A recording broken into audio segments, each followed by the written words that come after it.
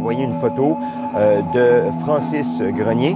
Francis, 2 minutes avant de recevoir la bombe sonore, était assis à terre en train de jouer de la musique avec plusieurs étudiants.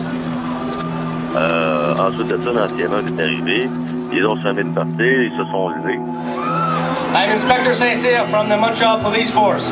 This demonstration has become an unlawful assembly. We order you to disperse and return to your homes.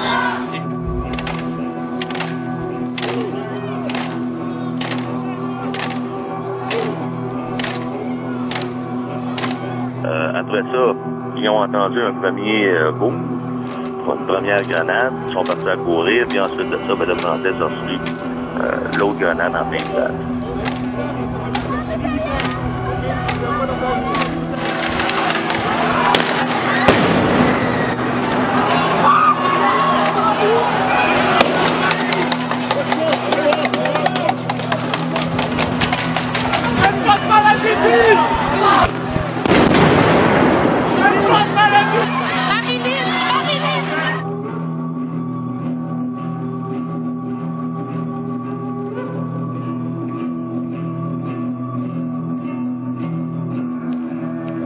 Des gens cagoulés.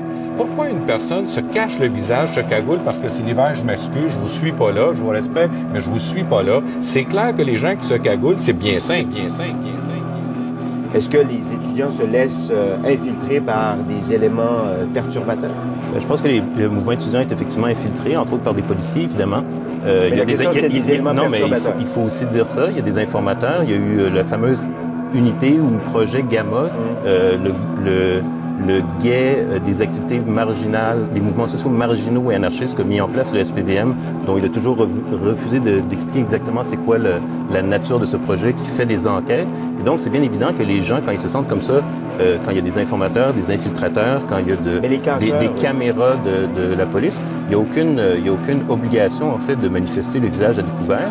Et c'est aussi une manière d'exprimer une critique envers la vidéosurveillance et les caméras qu'on installe partout dans le centre-ville de Montréal et qui participent d'un contrôle social. Inaperçu pour pas être, pour ne pas être reconnu. Et puis par rapport aux casseurs, hier, il faut remettre les choses en perspective. Il y a une manifestation. L'objectif était, je pense, clair. C'était effectivement de bloquer et donc de perturber l'ordre des choses. Mais comme je l'ai dit tout à l'heure, tous les mouvements sociaux dans l'histoire ont perturbé. Et c'est généralement comme ça que les élites politiques ont cédé, ont concédé dont les droits de manifester, les droits d'avoir des syndicats, les droits de se rassembler. Moi, je suis dans plusieurs manifestations. J'ai été dans la grève des professeurs de l'UQAM, par exemple, où on a bloqué des portes.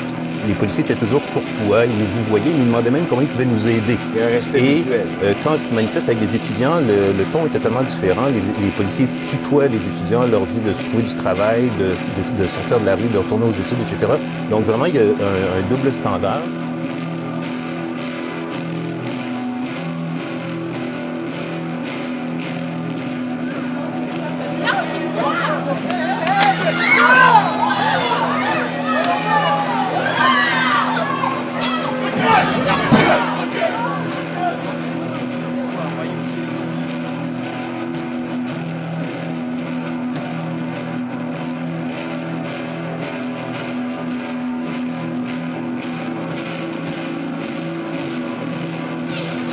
Oui, il y a une émeute.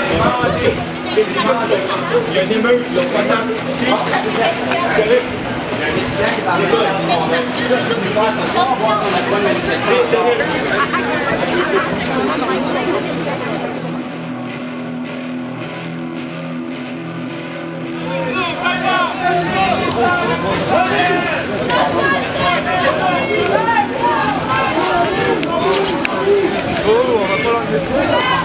C'est glacé ici!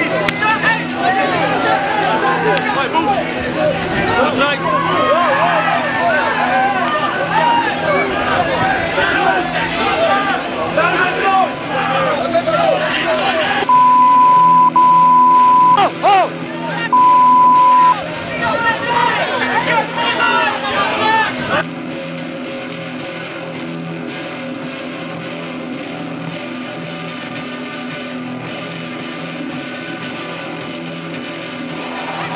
C'est les policiers qui changent. Oui, c'est les policiers qui changent. C'est des grenades. Non, c'est des grenades lacrymogènes. Oh les chiens! Michel, doucement.